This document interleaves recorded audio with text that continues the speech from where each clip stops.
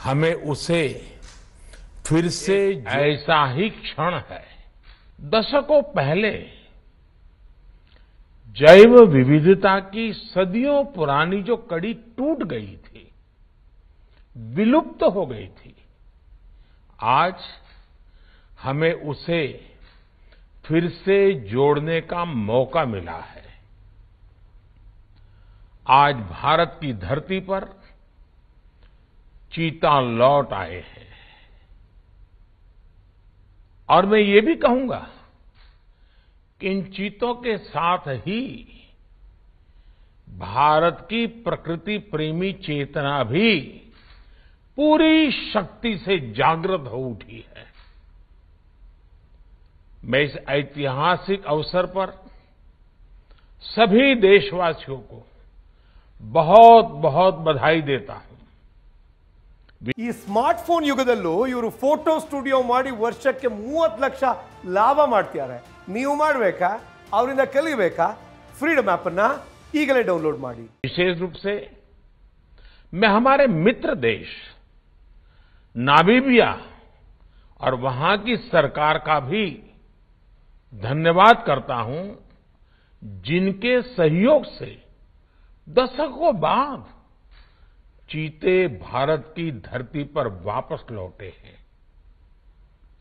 मुझे विश्वास है ये चीते न केवल प्रकृति के प्रति हमारी जिम्मेदारियों का बोध कराएंगे, बल्कि हमारे मानवीय मूल्यों और परंपराओं से भी अवगत कराएंगे। साथियों, जब हम अपनी जड़ों से दूर होते हैं तो बहुत कुछ खो बैठते हैं। इसलिए ही आजादी के इस अमृत काल में हमने अपनी विरासत पर गर्व और गुलामी की मानसिकता से मुक्ति जैसे पंच प्राणों के महत्व को दोहराया है। पिछली सदियों में हमने वो समय भी देखा है जब प्रकृति के दोहन को शक्ति प्रदर्शन और आधुनिकता का प्रतीक मान लिया गया था।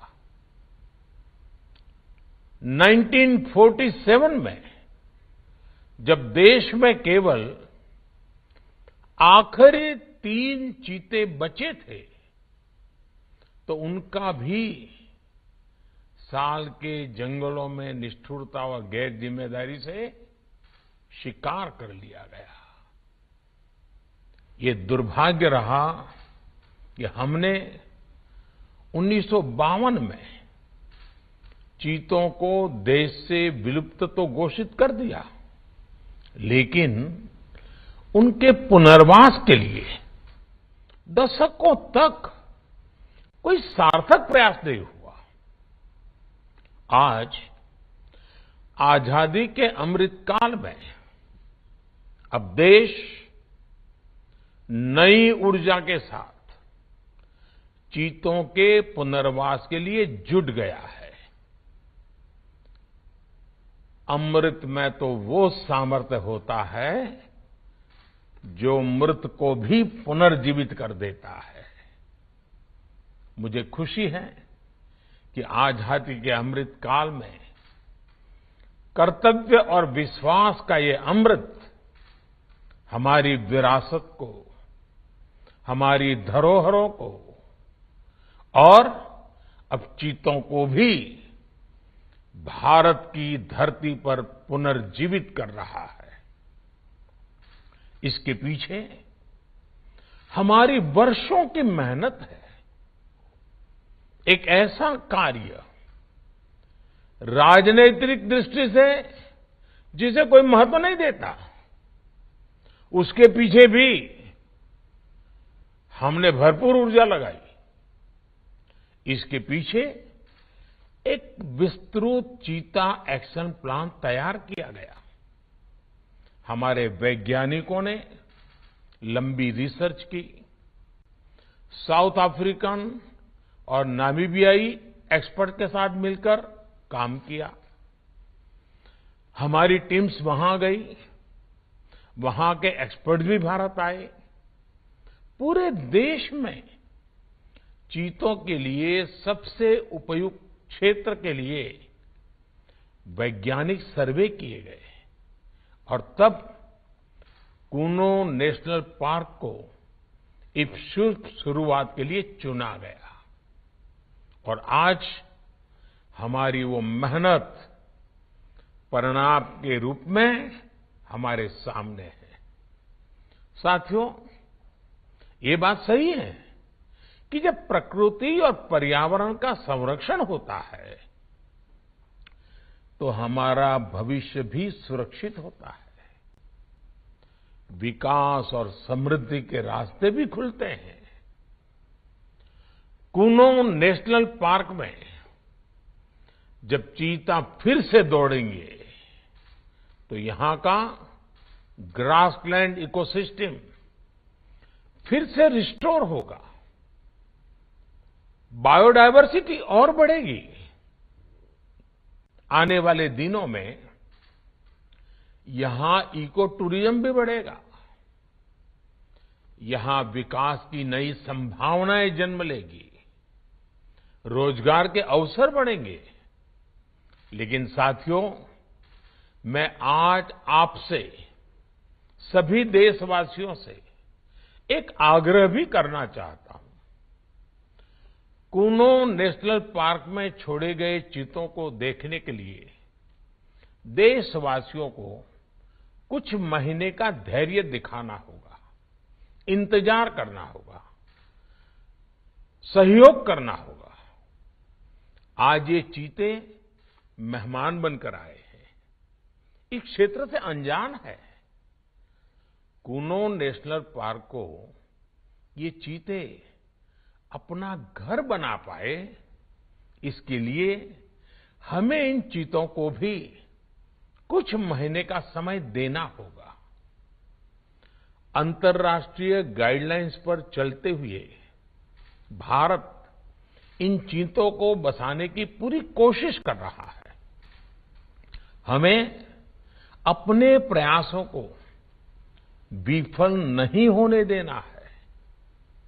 साथियों, दुनिया आज जब प्रकृति और पर्यावरण की ओर देखती है तो सस्टेनेबल डेवलपमेंट की बात करती है, लेकिन प्रकृति और पर्यावरण, पशु और पक्षी भारत के लिए एक केवल सस्टेनेबिलिटी और सिक्योरिटी के विषय ही सिर्फ है ऐसा नहीं है। हमारे लिए ये हमारी सेंसिबिलिटी और स्पिरिचुअलिटी का भी आधार है। हम वो लोग हैं जिनका सांस्कृतिक अस्तित्व सर्वम खल्विदम ब्रह्म इस मंत्र पर टिका हुआ है।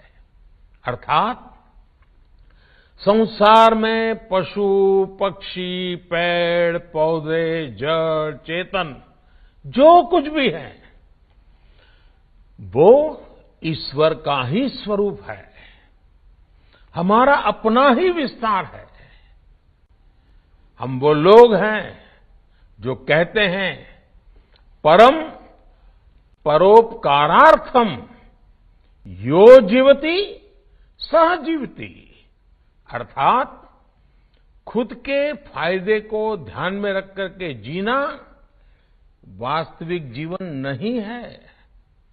वास्तविक जीवन वो जीता है जो परोपकार के लिए जीता है। इसलिए हम जब खुद भोजन करते हैं उसके पहले पशु पक्षियों के लिए अन्न निकालते हैं। हमारे आसपास रहने वाले छोटे से छोटे जीव की भी चिंता करना हमें सिखाया जाता है, बचपन से सिखाया जाता है। हमारे संस्कार ऐसे हैं कि कहीं अकारण किसी जीव का जीवन चला जाए तो हम अपराध बोध से भर जाते हैं। फिर किसी पूरी जीवित जाति का अस्तित्व ही अगर हमारी वजह से मिट जाए, ये हमें कैसे स्वीकार हो सकता है? आप सोचिए, हमारे यहां कितने ही बच्चों को ये पता तक नहीं होता है कि जिस चीता के बारे में सुनकर वो बड़े हो रहे हैं, वो उनके देश से पिछली शताब्दी में ही लुप्त हो चुके हैं। आज अफ्रीका के कुछ देशों में और ईरान में चीता पाए जाते हैं, लेकिन भारत का नाम उस लिस्ट से बहुत पहले हटा दिया गया था।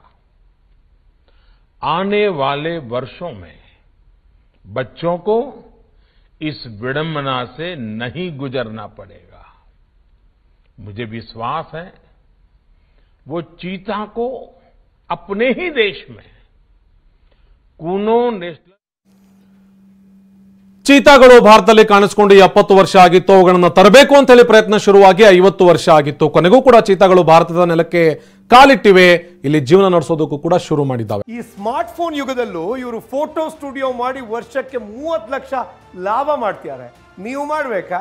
ಅವರಿಂದ ಕಲಿಬೇಕಾ? ಫ್ರೀಡಮ್ ಆಪ್ ಅನ್ನ ಈಗಲೇ ಡೌನ್ಲೋಡ್ ಮಾಡಿ.